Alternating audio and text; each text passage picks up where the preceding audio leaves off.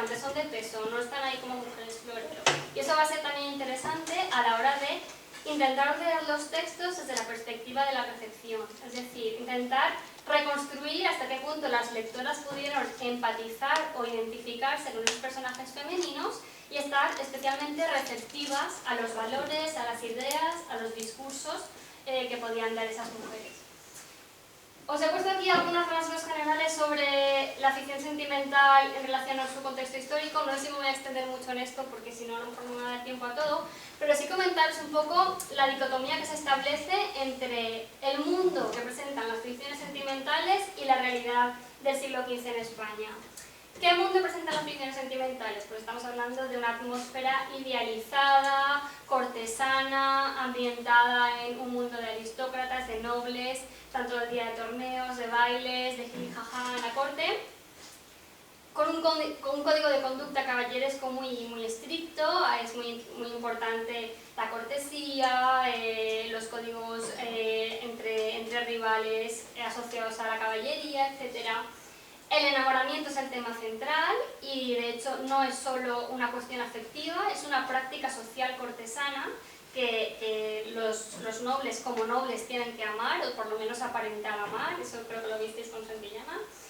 Y luego, por otro lado, el tema del amor cortés, que es una cuestión central. Esta es la visión del mundo que presenta la ficción sentimental. Ahora bien, ¿cuál es el mundo real en el que nace esa ficción sentimental? Bueno, pues estamos hablando de una sociedad hispánica en un proceso extraordinario de decadencia, porque se está produciendo la transición entre un modelo de pensamiento medieval a un modelo de pensamiento renacentista o moderno. El paso del feudalismo al capitalismo, el paso del Estado, bueno, no el Estado, de la monarquía autoritaria a una monarquía absolutista y el nacimiento del Estado moderno como tal.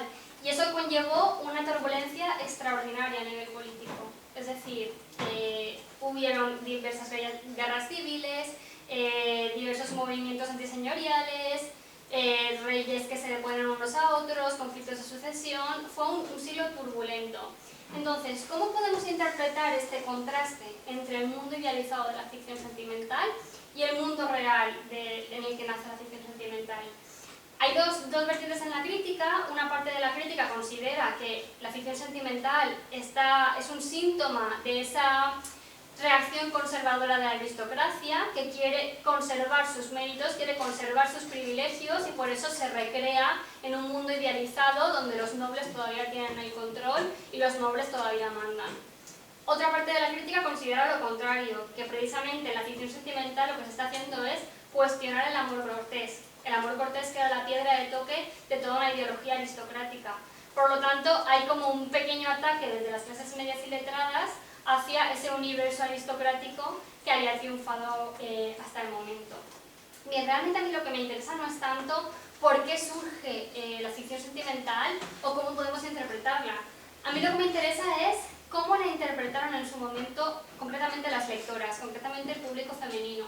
Entonces, para eso os propongo que elaboremos una metodología para leer los textos tratando de inferir qué pudo impactar más a sus lectoras o qué valores pudieron transmitirse con mayor verosimilitud a sus lectoras.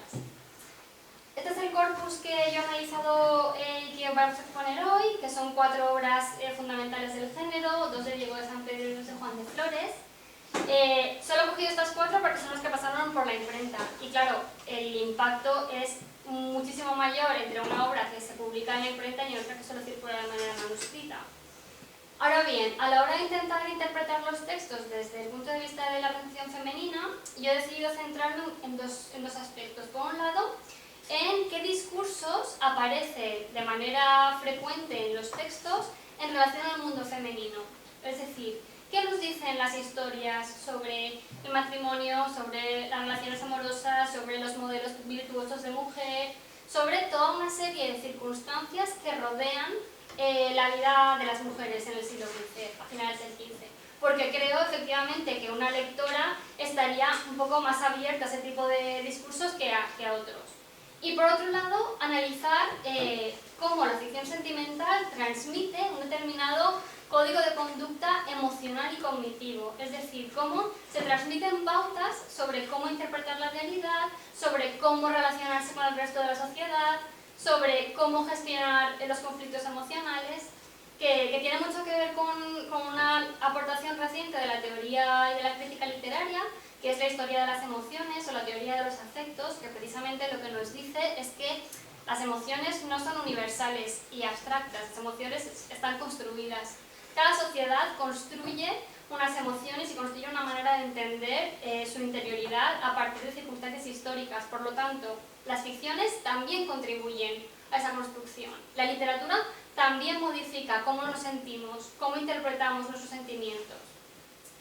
He decidido centrarme en estas dos variantes en oposición al análisis que se ha hecho tradicionalmente de la ficción sentimental.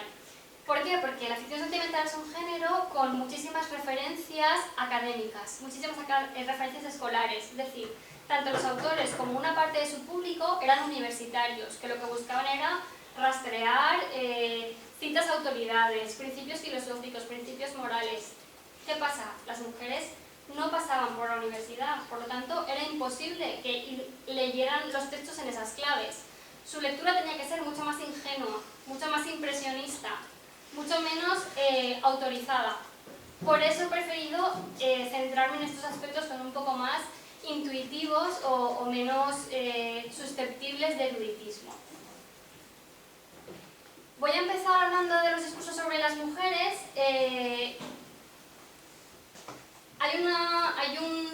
Lo que yo diría que es el discurso fundamental que domina tanto estos 4 textos como la mayor parte de textos de la ficción sentimental, que tiene que ver con el sistema afectivo como un sistema desigual y sujeto a críticas. Uno de los conflictos centrales de estas obras es la imposibilidad de las mujeres de salir indemnes del proceso amoroso. Es decir, ante la solicitud constante de hombres que quieren que ellas accedan a la relación sentimental, cualquier decisión que tomen las mujeres va a ser objeto de sanción social. ¿Por qué? Si se entregan, serán tachadas de no haber guardado su honra, serán tachadas de adúlteras, en ocasiones incluso condenadas penalmente. Ahora bien, si no se entregan y guardan su honra, serán igualmente criticadas por crueles, igualmente criticadas por no hacer caso a la natural compasión o piedad de las féminas. Por lo tanto, hagan lo que hagan, están en un callejón sin salida. Las mujeres son, de manera sistemática, víctimas en las ficciones sentimentales. En ese sentido, ellas son las que más tienen que perder con la práctica amorosa, tal y como la ejercen los hombres, lo cual muchas veces empuja a sus personajes femeninos a renegar de ese sistema amoroso, rebelarse contra el mismo y criticarlo, tanto si han cedido en el cortejo como si no. Lucén de la Aureola, por ejemplo, son las heroínas de Diego de San Pedro y ambas comparten el hecho de que se resisten a las plegarias de sus amantes, es decir, no consienten la relación amorosa. En ese sentido, siguen el comportamiento normativo al intentar proteger su honra, mantenerse castas. Sin embargo, quieren ser críticas con el sistema, precisamente porque consideran que es un sistema que alaba en los hombres el cortejo amoroso, pero en las mujeres hace totalmente lo contrario, las castiga. Por lo tanto, es un sistema injusto hacia ellas. Por eso, por ejemplo, la Aureola, al principio de la obra, se dirige a Leriano para decirle: no es el Leriano que te responda, sino que en las otras gentes se alaba la piedad por virtud, y en mí se castiga por vicio. Yo hice lo que debía según piadosa, y tengo lo que merezco según desdichada. Las prisiones que ponen a los que han hecho muertes me tienen puestas porque la tuya expuse. Es decir, la Aureola, de hecho, es que ni siquiera se ha entregado a la relación amorosa. Lo que pasa es que han dicho que se había entregado, la han encarcelado y por lo tanto la acusan. Y ella lo que dice es: no, es que yo he sido piadosa y la piedad es una cosa que también se me exige como mujer. Sin embargo, nadie escucha a ese argumento. Brasaida, por su parte, es otro personaje femenino de la ficción sentimental que protagoniza Griseli Mirabella, y su rol es interesantísimo porque ella ejerce de abogada de todas las mujeres del mundo en un juicio en el que se intenta dirimir quién es más culpable del encuentro amoroso, si los hombres o las mujeres. Brasaida, por supuesto, intenta defender a las mujeres y decir que los culpables son los hombres. Por tanto, su argumentación insiste precisamente en las convenciones amorosas que perjudican a la mujer. Ella habla de que las mujeres deben ser pasivas en el cortejo y los hombres activos, de que ellas deben esgrimir vergüenza y los hombres tienen libertad. En definitiva, que el sistema está diseñado para condenarlas y así sucede también en el terreno legal, cuando los jueces, todos hombres, condenan a Mirabella y con ella a todas las mujeres de ser culpables de cualquier proceso amoroso.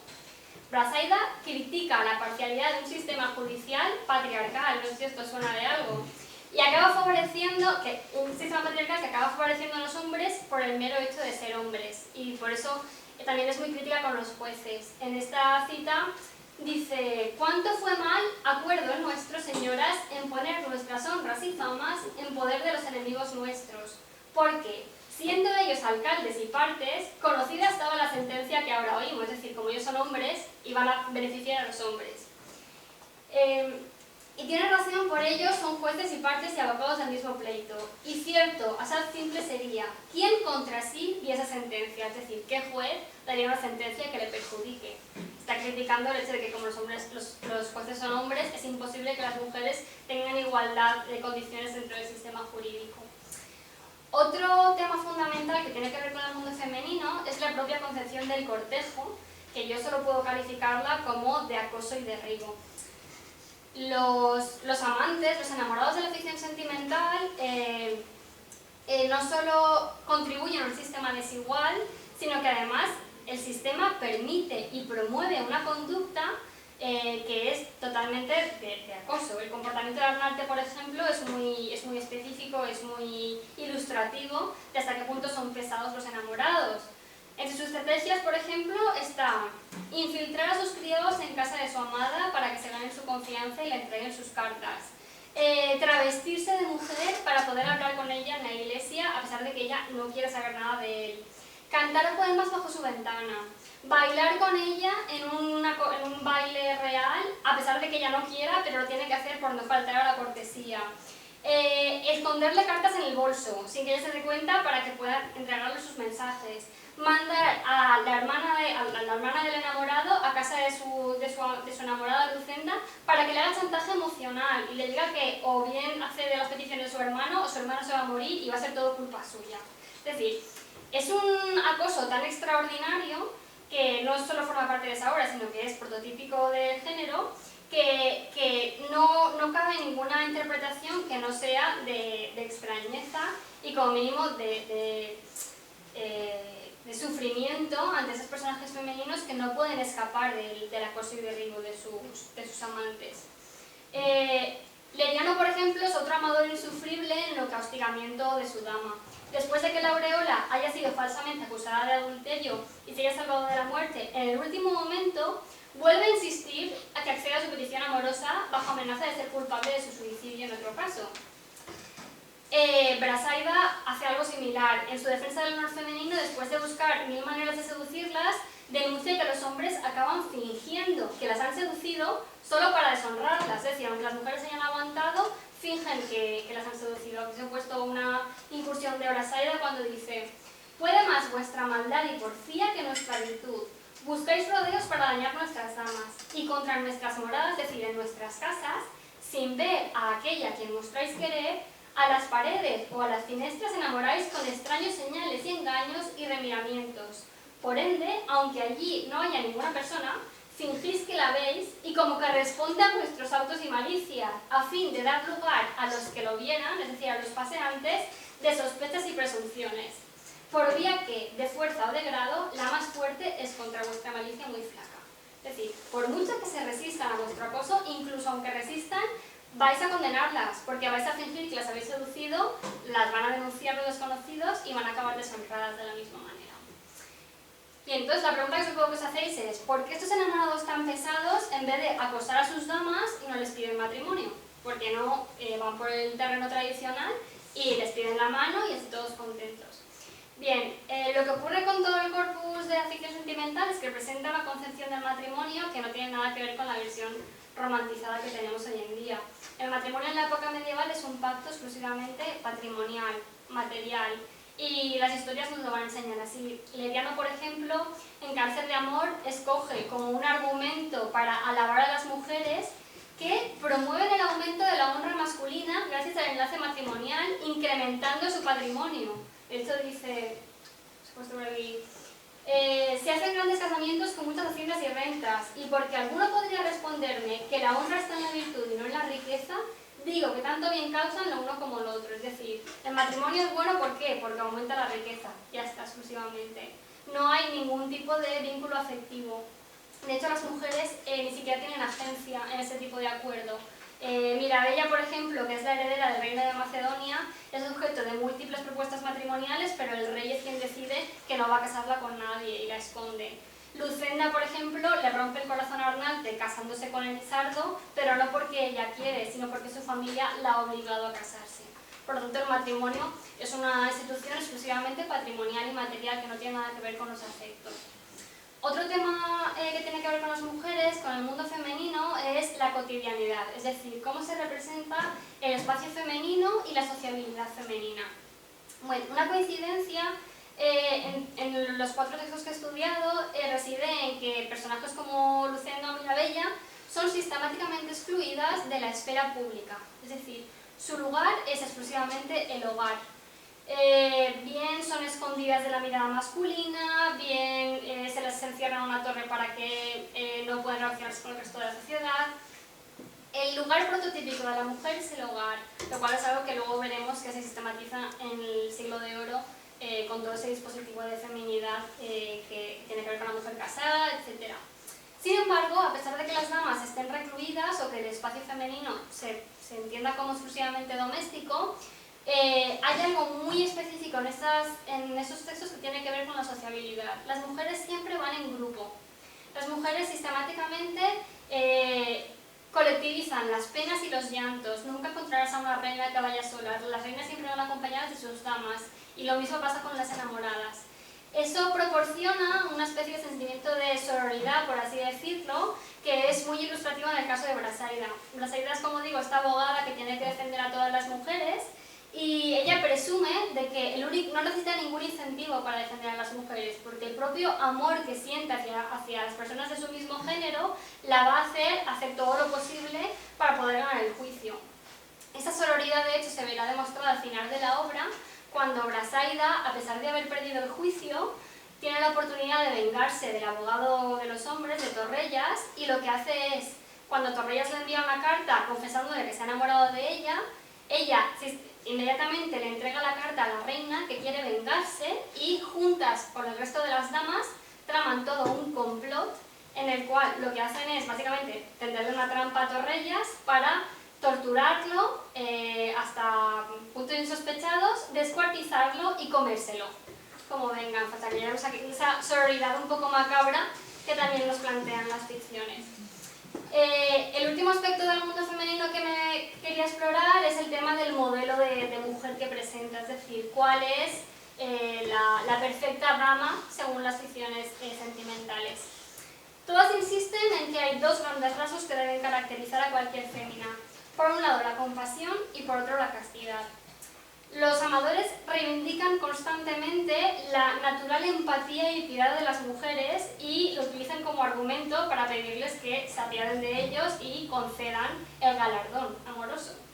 Sin embargo, esta compasión evidentemente choca frontalmente con el otro pilar sobre el que se construye la identidad femenina, que es precisamente la castidad. Todos los protagonistas de las ficciones, sin ninguna excepción, reconocen como un mandato social incuestionable guardar la castidad a cualquier precio. Y de hecho citan constantemente a mujeres virtuosas del pasado que guardaron su castidad como modelo en el cual se inspiran y que pretenden seguir. De hecho, las pocas que acaban rebelándose un poco contra la norma, como por ejemplo Fiometa, que es una de las pocas enamoradas que decide transgredir la norma y entregar su galardón, justo antes de morir se arrepiente y en ese discurso dice: «Oh, malaventurado de ti, Fiameta, infamia de castas mujeres, derribamiento de nobles famas, ensuciamiento de limpios corazones, embargo de los castos lechos, ejemplo de tales males», bla, bla, bla, bla. ¿Con cuáles graves penas puede justamente punirte, pues que tus errores no solamente ofenden a ti, más aún de tu vergüenza padecen las nobles dueñas. Es decir, haberse entregado, haber ensuciado su honra, es un ultraje para todo su sexo. Por lo tanto, llamamos que la castidad es el atributo esencial de cualquier mujer en estas ficciones. Ahora querría pasar, aunque no tengo mucho tiempo, a la interpretación de las ficciones como código de educación sentimental, es decir, como una manera de transmitir principios que guíen la conducta, que guíen la interpretación cognitiva y emocional de la realidad de las protagonistas, de las heroínas. Más allá de los discursos sobre el mundo femenino pudieran interesar a las lectoras, las ficciones insisten en algo muy interesante, y es que los textos tienen que ser leídos como una forma de aleccionamiento moral a las mujeres. En todas las obras del corpus hay fragmentos en los que se dirigen a las damas y les transmiten una determinada moraleja. O bien que no se dejen engañar por los hombres, o bien que se apiaden de los hombres, o que sean conscientes de la injusticia del sistema. En todas las obras hay fragmentos donde dicen: «Oh, damas, yo os recomiendo que no os dejéis engañar por los hombres», etc. Por lo tanto, la propia narrativa, la propia estructura de la ficción sentimental está enseñando que tienen que tomar un modelo en la ficción, que es una forma de leccionamiento. Mi historia favorita, por ejemplo, es la de Grimaldi y Gradisa, y plantea una reflexión interesantísima. La historia empieza cuando Grimaldi le entrega a Gradisa un ejemplar de la obra del libro de Fiometa para que Gradisa accede a su petición amorosa. ¿Qué pasa? Que la obra de Fiometa es una obra en la que Fiometa cuenta cómo se enamoró de Pánfilo, pero Pánfilo la dejó tirada. Entonces ella está intentando advertir a las mujeres de que no confíen en los hombres porque les puede pasar lo mismo. ¿Qué pasa con Gradisa? Que cuando lee el libro de Fiometa dice: «Ostras, si hago caso a Fiometa no debería entregarme a Grimaldi, mal hecho Grimaldi por haberle entregado ese libro». Pero no me acabo de fiar, y de hecho yo lo que le pasa a ella es que empatiza de manera extraordinaria con Fiametta. ¿Qué decide? Cambiar el final del libro. Ella lo que quiere es que Fiametta vuelva con Pánfilo y que sean felices y coman perdices. Por lo tanto, manda a su amante Grimaldi a que encuentre a Fiametta y a Pánfilo y los reconcilie. Y solo así ella se entregará a Grimaldi. ¿Por qué? Porque la literatura es siempre un modelo de conducta. Entonces, si yo arreglo la literatura para que coincida con lo que yo quiero hacer, todo arreglado. La literatura será el espejo donde me pueda mirar. Y por eso os he puesto aquí también un fragmento en el que se percibe esa literatura como espejo de conducta, como espejo de doctrina. Más elementos que definen un poco la educación sentimental. El tema del comportamiento en la corte. El modelo de conducta cortesano, y en este punto tiene mucho que ver los gestos. Uno de los proyectos más llamativos del corpus es que participar en la socialización dentro de la corte requiere de una habilidad fundamental para sobrevivir, y es dominar los gestos para que el comportamiento exterior no revele el sentimiento interior, es decir, para que cualquiera no pueda interpretar en nuestra cara lo que realmente sentimos. ¿Por qué? Porque eso puede tener consecuencias devastadoras. Es decir, las mujeres enamoradas que puedan ser descubiertas porque en sus rostros se adivina ese enamoramiento o esa desazón cuando ven a su amado, tienen un futuro muy negro en la corte, porque pueden ser condenadas e incluso condenadas a muerte. Por lo tanto, en todas las ficciones aparece como una temática muy frecuente la necesidad de controlar los gestos, la necesidad de controlar el rostro para que nadie pueda interpretar qué es lo que verdaderamente sentimos. Os he puesto un pequeño fragmento en el que, bueno, creo que es Arnalte, le está explicando a su hermana que tiene que estar muy atento y observar a la aureola, a Lucerna, que contiene nombres parecidos, para saber si está enamorada o no. Es decir, cuando le entregas la carta, mírala muy bien, tienes que estar acechante, porque sus gestos te dirán si está enamorada o no. En definitiva, en general en todas las obras hay esa lección sobre la necesidad de no dar muestras de lo que se siente. Sin embargo, no solo es importante dominar los gestos, dominar el lenguaje no verbal, sino que también es fundamental dominar la palabra. La propia naturaleza dialógica de la ficción sentimental ya avisa sobre la importancia de la argumentación y del don de la palabra para sobrevivir en la corte. Sin embargo, esta moraleja es explicitada por los personajes de las obras en insistentes reproches a la mayor o menor gracia o elocuencia del otro en la contienda amorosa. Brasaida, por ejemplo, se queja de que ha perdido el juicio no porque no tenga razón, sino porque Torrellas sabía hablar mejor que ella. Por otro lado, Grimaldi y Pánfilo acusan a Fiametta de que no es que tenga más razón, sino que tiene más gracia en el hablar, sabe hablar mejor. Por lo tanto, vemos que es un tópico frecuente la necesidad de controlar la retórica, la argumentación, dominar la palabra porque es la única herramienta que te va a garantizar una posición de poder en la corte. Y es muy importante para las mujeres ser capaces de sobrevivir a ese sistema injusto a través del dominio de la palabra. En las fábulas de la ficción sentimental las palabras tienen una importancia capital porque la argumentación acaba definiendo las posiciones de cada personaje y por norma general se acaba condenando a las mujeres a ceder en los requerimientos amorosos. Las lectoras necesariamente tuvieron que detectar y dominar las estrategias retóricas porque eso se traducía en una posición de poder. Y de hecho, las propias historias nos enseñan qué pasa cuando no dominas la palabra y lo que pasa es el engaño. El último elemento que he encontrado como definitorio de esa educación sentimental de las damas es la advertencia contra los engaños que pueden suceder en el proceso amoroso. Algunas heroínas, como por ejemplo Brasaida o Fiametta, acusan con insistencia a los hombres de haber fingido estar enamorados para conseguir el encuentro amoroso y luego abandonarlas. Torrellas, en tanto que abogado de los varones, llega a reconocer que es cierto, que los hombres mienten y engañan porque lo que les interesa es el encuentro amoroso con las damas y eso no significa que estén enamorados. Por lo tanto, hay una iniciativa común en muchas de las heroínas que es advertir a las mujeres de que tienen que dominar muy bien la palabra para no dejarse engañar, para diferenciar la verdad de la mentira y no acabar como les ha pasado a ellas. Fiametta, por ejemplo, en esta última cita que os presento, está intentando advertir a la nueva novia de Pánfilo de lo que le puede llegar a pasar.